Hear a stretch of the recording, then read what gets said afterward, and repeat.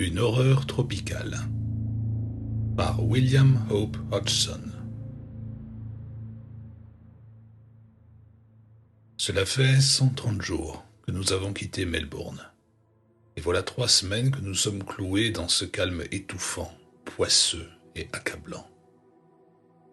Il est minuit et je suis de quart sur le pont jusqu'à 4 heures du matin. Je sors, je vais m'asseoir un instant sur l'écoutille. 1 minute plus tard, Jockey, notre plus jeune mousse, me rejoint pour bavarder. Bien des heures nous avons passé ainsi à parler pendant les quarts de nuit. Encore que pour dire vrai, c'est surtout Jockey qui parle. Moi, je me contente de fumer et d'écouter, ponctuant de temps à autre d'un grognement pour lui montrer que j'étais toujours là. Cette fois, attentif, Jockey s'est tu depuis un moment, la tête penchée, comme plongé dans la méditation. Soudain, il relève les yeux, visiblement décidé à faire une remarque. Au même instant, je vois son visage se figer dans une horreur sans nom. Il se recroqueville en arrière, les yeux écarquillés, rivés par-dessus mon épaule sur une peur invisible. Puis sa bouche s'ouvre, un cri étranglé lui échappe, et il bascule en arrière depuis l'écoutille, se cognant violemment la tête contre le pont. Pris d'une frayeur dont j'ignorais l'objet, je me retournai. Au-dessus du plat-bord, parfaitement visible dans la vive clarté lunaire, se dresse une bouche immense, baveuse, large comme une brasse. À ses lèvres énormes et dégoulinantes pendent de grands tentacules, tandis que je regarde, la chose avance davantage par-dessus le bastingage. Elle monte encore, aucun œil n'apparaît, rien que cette bouche effroyable posée au sommet d'un cou colossal, semblable à un tronc qui se cambre déjà, se contorsionne avec la souplesse furtive d'une anguille gigantesque. Elle vient, en lourd repli qui ondule et se soulève, et je me surprends à penser « Cela ne finira donc jamais ». Le navire accuse un lent et sinistre roulis sur tribord sous l'effet du poids, puis la queue, une masse large, aplatie, glisse par-dessus le garde-corps de Tech et s'abat sur le pont avec un bruit sourd, mou et écœurant. Pendant quelques secondes, la créature hideuse reste amoncelée en un tas de spires luisantes, tordues et visqueuses. Puis, par mouvement rapide et fulgurant, sa tête monstrueuse se met à courir le long du pont, près du grand mât, des tonneaux de harnais et d'un baril fraîchement entamé de bœuf salé, dont le couvercle a été reposé à la hâte. L'odeur de viande semble l'attirer. Je l'entends aspirer d'un souffle énorme. Alors les lèvres s'écartent, révélant 4 crocs gigantesques. La tête se projette en avant, un fracas de bois broyé, un craquement de mâchoire. Et le bœuf et le baril disparaissent. Le bruit fait sortir un marin ordinaire du gaillard, qui débouche dans la nuit. Un instant, il ne distingue rien, puis avançant sur l'arrière, il voit, et dans un cri d'horreur se précipite. Trop tard. De la bouche de la chose jaillit une longue lame blanche et luisante, large, armée de dents féroces. Je détourne les yeux, mais je ne peux pas étouffer ce bruit immonde, ce glouglou mou et écœurant qui s'ensuit. L'homme de veille, attiré par le tumulte, a vu le carnage. Il s'enfuit vers le gaillard, se jetant contre la lourde porte de fer pour la refermer derrière lui. Le charpentier et le voilier accourent depuis la dunette, presque nus. Voyant l'abomination, ils filent eux aussi vers la cabine en hurlant. Le second, après un seul regard par-dessus la rupture du gaillard d'arrière, dévale l'escalier du capot, le timonier sur ses talons. Je les entends barrer l'écoutille. Et brusquement, je comprends. Je suis resté sur le pont principal. Seul. Jusqu'ici, j'avais oublié mon propre danger. Ces dernières minutes n'étaient qu'un morceau de cauchemar réveillé, mais maintenant je saisis ma situation. Et, secouant la torpeur d'horreur qui m'a cloué, je me tourne pour gagner un abri. C'est alors que mon regard tombe sur Jockey, recroquevillé, inerte, terrassé par la peur, là où il est tombé. Et je ne peux pas l'abandonner. Tout près se dresse la petite maison du demi-pont, une construction de tôle garnie de portes de fer. Celle sous le vent est restée accrochée, entr'ouverte. Une fois à l'intérieur, je serai à l'abri. Jusqu'à présent, la chose semblait ignorer ma présence. Mais à présent, sa tête massive, semblable à un tonneau, se balance dans ma direction. Un mugissement étouffé retentit. La grande langue jaillit et rentre comme un fouet tandis que la bête pivote et se rue sur moi. Je sais que je n'ai pas une seconde à perdre. Je ramasse le garçon sans connaissance et me précipite vers la porte ouverte. Elle n'est qu'à quelques mètres. Mais cette forme affreuse dévale le pont en lourdes spires ondulantes. J'atteins la maisonnette et m'y jette avec mon fardeau, puis je ressors aussitôt pour refermer et verrouiller la porte. Au même moment que je l'attrape, quelque chose de blanc contourne l'angle de la maison. D'un bond, je suis à l'intérieur. La porte claque, se ferme, et je pousse le verrou. À travers la vitre épaisse du hublot, je vois la chose tourner autour de la maison, cherchant en vain. Jockey n'a pas bougé. Je m'agenouille, desserre son col et lui asperge le visage avec un peu d'eau prise au baril. Pendant que je m'affaire, j'entends Morgan crier quelque chose, puis un hurlement de terreur. Et encore une fois, cet ignoble bruit mou de glouglou. Jockey se frotte les yeux, s'assoit.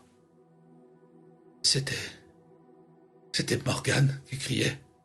Il s'interrompit, affolé. Où sommes-nous?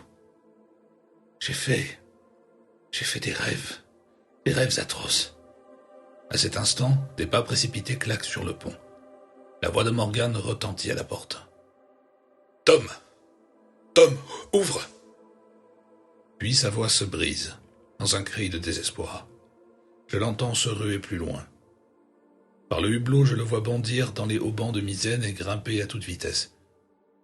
Quelque chose le suit, blanc dans le clair de lune. Cela s'enroule autour de sa cheville droite. Morgan s'immobilise net, tire son couteau de gaine et frappe furieusement la chose. Elle lâche prise, et en une seconde il franchit le haut et grimpe à en perdre haleine dans le gréement. Un temps de silence suit. Bientôt je distingue que le jour se lève. Aucun son ne s'élève sinon la respiration lourde et haletante de la chose.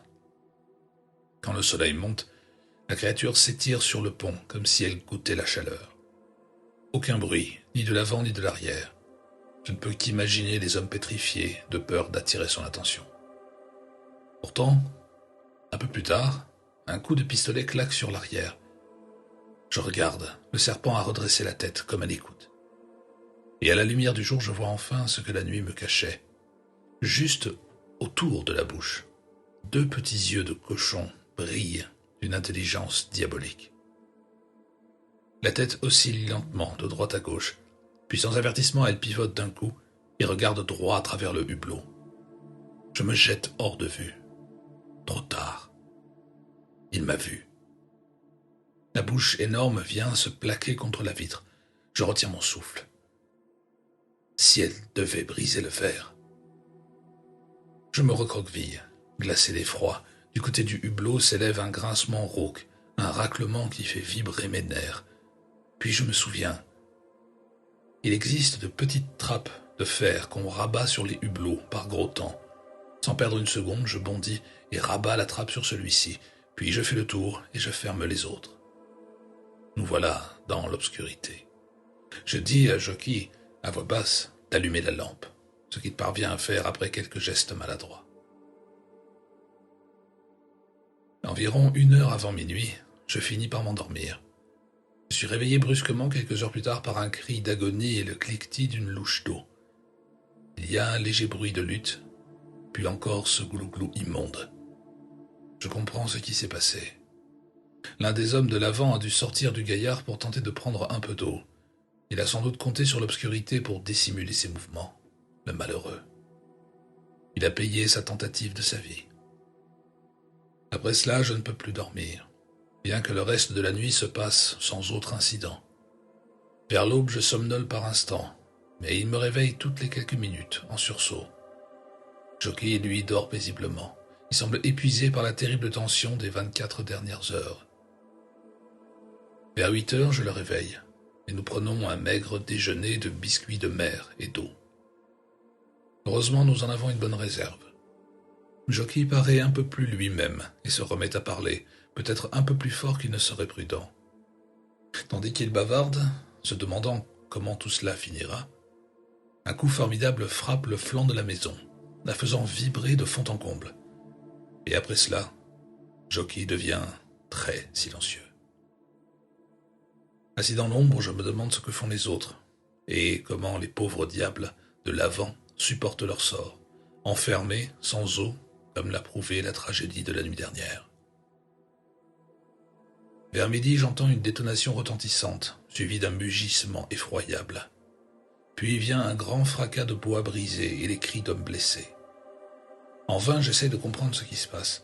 D'après le son, le coup est bien plus puissant qu'un fusil ou un pistolet, et à en juger par les hurlements furieux de la chose, le projectile a dû faire des dégâts. À force d'y réfléchir, je me convainc que ceux de l'arrière ont réussi d'une manière ou d'une autre à mettre la main sur le petit canon de signalisation que nous transportons. Et bien que je sache que certains ont été blessés, peut-être tués, un sentiment d'exaltation me saisit en entendant les rugissements de la bête. Elle est blessée, et peut-être l'est-elle mortellement. Peu à peu, cependant, les beuglements s'apaisent. Seuls quelques grondements isolés, plus colériques que douloureux, se font encore entendre. Soudain, je sens le navire gîter vers tribord. La créature a changé de côté, et un immense espoir naît en moi. Peut-être en a-t-elle assez de nous, peut-être passe-t-elle par-dessus bord pour regagner la mer. Un silence prolongé suit. Mon espoir grandit. Je me penche vers Jockey qui s'est endormi sur la table, et je le pousse doucement. Jockey, je n'en suis pas certain, mais je crois qu'elle est partie. Son visage s'illumine. Nous attendons encore 1 heure, l'espoir montant sans cesse. Aucun bruit, pas même la respiration de la bête. Je sors quelques biscuits. Jockey déniche un peu de porc et une bouteille de vinaigre du bord. Nous mangeons avec appétit après notre long jeûne. Le repas nous monte à la tête comme du vin. Et que fait Jockey?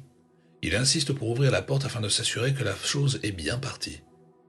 Je refuse, net, lui disant qu'il serait plus prudent d'ouvrir d'abord les trappes de fer des hublots pour regarder dehors. Il argumente, mais je reste inflexible. Il s'emporte. Je crois que le garçon a les nerfs brisés. Tandis que je me tourne pour dévisser l'un des volets arrière, Jockey se précipite vers la porte. Avant qu'il n'ait pu tirer le verrou, je le saisis, et après une brève lutte, je le ramène à la table. Au moment même où j'essaie de le calmer, un bruit aigu et net retentit contre la porte tribord, celle que Jockey voulait justement ouvrir. Un reniflement sec, répété, puis immédiatement, un hurlement grondant et assourdissant. Une haleine fétide s'insinue sous la porte. Un tremblement me saisit. Sans le coffre à outils du charpentier contre lequel je m'appuie, je tomberai. Jockey devient livide et vomit violemment. Puis il est pris d'un sanglot désespéré. Les heures passent interminables. Exténué, je m'allonge sur le coffre et tente de me reposer. Il doit être environ 2h30 du matin lorsque je suis réveillé par un tumulte effroyable à l'avant.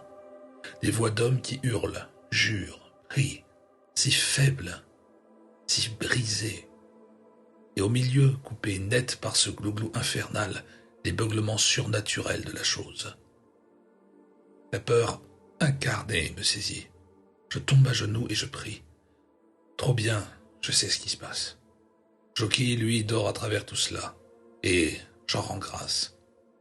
Bientôt, un mince filet de lumière se glisse sous la porte. Le jour se lève sur le 2e matin de notre emprisonnement. Je laisse Jockey dormir, qu'il ait la paix tant qu'il le peut. Le temps s'écoule. La chose reste silencieuse, sans doute dort-elle. Vers midi, je mange un peu de biscuits et bois de l'eau. Jockey dort encore. Un bruit soudain brise le silence. Le navire se soulève légèrement. La chose est réveillée. Elle se meut autour du pont, et le bâtiment roule perceptiblement. Une fois, elle va vers l'avant, sans doute pour explorer encore le gaillard, et revient presque aussitôt. Elle s'arrête un instant près de la maison, puis s'éloigne vers l'avant, plus haut, quelque part dans le gréement. Alors, retentit un éclat de rire sauvage, très faible, très lointain. La chose s'immobilise. J'écoute. Rien, sinon un grincement aigu, comme si une tension pesait sur le grand gréement. 8 minutes plus tard, un cri retentit là-haut, suivi presque aussitôt d'un fracas violent sur le pont qui semble ébranler le navire tout entier. L'attente devient insupportable. Enfin, avec 1000 précautions, j'ouvre l'un des volets arrière et je jette un coup d'œil. Le spectacle est épouvantable. La queue sur le pont, son corps colossal enroulé autour du grand mât, la tête dressée au-dessus de la vergue de hunier, la créature brandit dans l'air un tentacule armé d'une griffe énorme. C'est la première vision complète que j'en ai. Mon Dieu, elle doit peser 100 tonnes.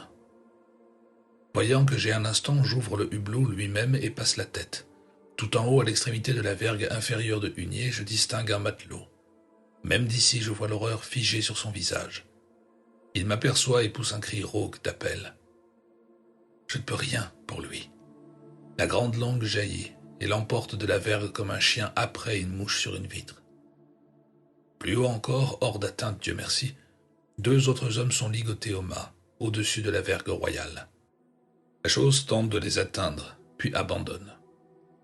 Et redescend, spire après spire, vers le pont. En glissant ainsi, j'aperçois sur son flanc une large blessure béante, à une vingtaine de pieds au-dessus de la queue. Je détourne le regard. La porte de la cabine est arrachée de ses gonds. La cloison, en teck, contrairement à notre maison d'acier, est à moitié défoncée. Je comprends alors l'origine des cris que j'ai entendus après le coup de canon. La nuit approche. Je referme soigneusement le hublot et son volet. Comment cela finira-t-il? Après un moment, Jockey s'éveille. Il est agité, fiévreux. Pourtant, bien qu'il n'ait rien mangé de la journée, je ne parviens pas à lui faire toucher à quoi que ce soit. La nuit tombe. Nous sommes trop là, trop accablés pour parler. Je m'allonge, mais le sommeil ne vient pas. Le temps passe. Un ventilateur claque violemment quelque part sur le pont principal. On entend sans cesse ce bruit râpeux, traînant, comme quelque chose qui frotte. Plus tard, un chat pousse un hurlement d'agonie, puis de nouveau le silence. Quelque temps après, un grand plouf retentit le long du bord. Ensuite, pendant des heures, rien, un silence de tombe. Même le grincement monotone du gréement a cessé. Peu à peu, un véritable espoir renaît en moi.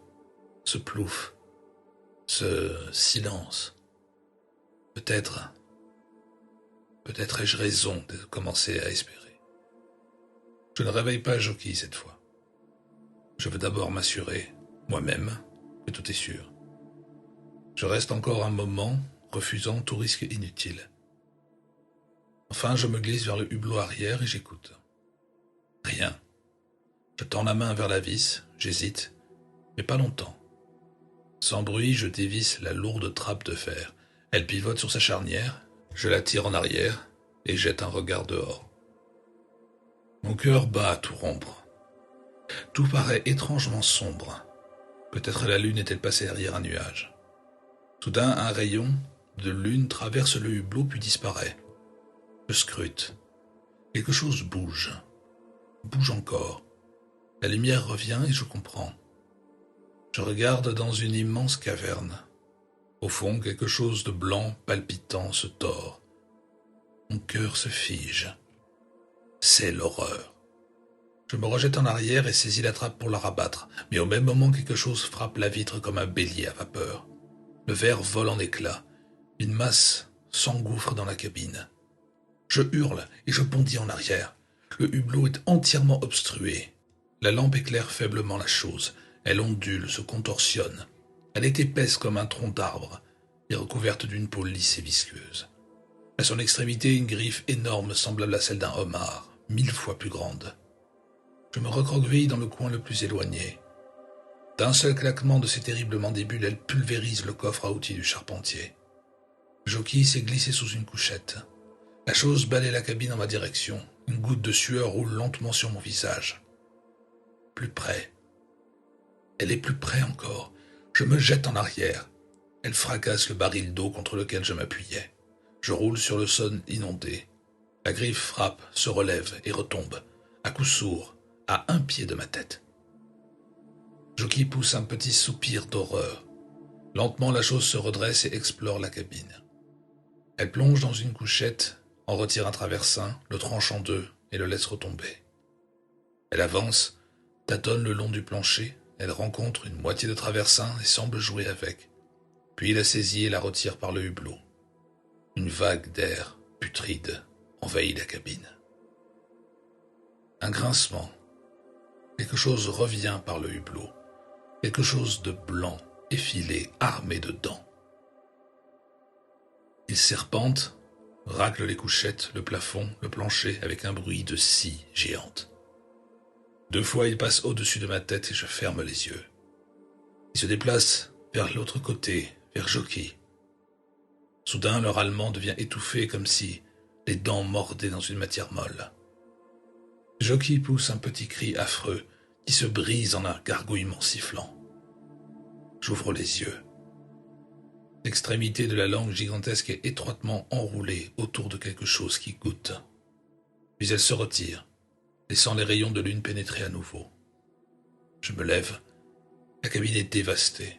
Coffre brisé, couchette démantelée et autre chose. Jockey.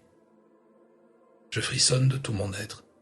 À cet instant, la chose revient au hublot. Je cherche une arme.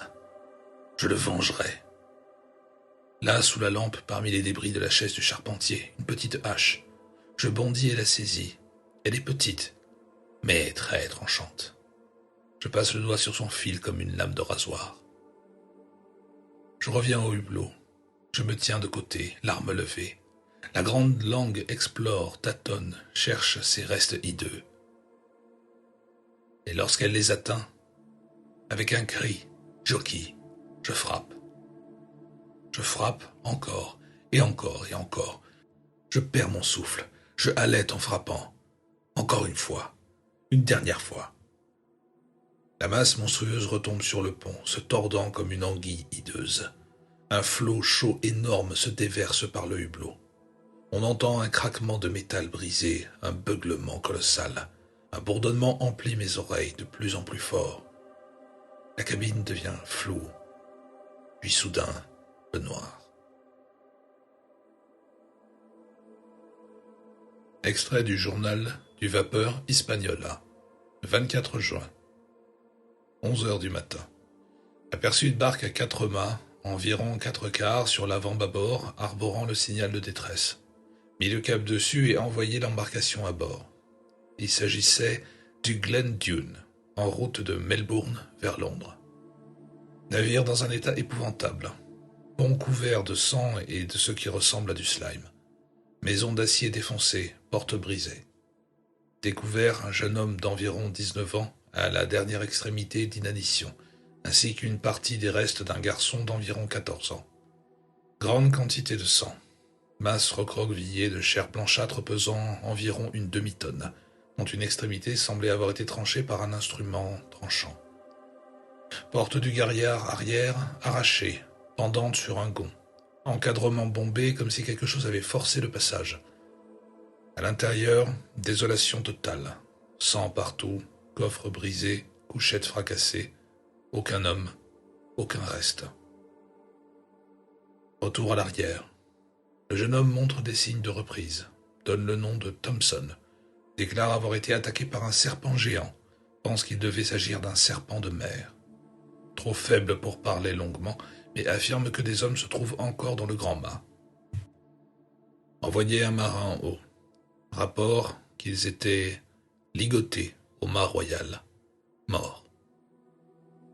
Cabine arrière, la cloison pulvérisée, porte arrachée près de l'écoutille, corps du capitaine trouvé près du lazaret.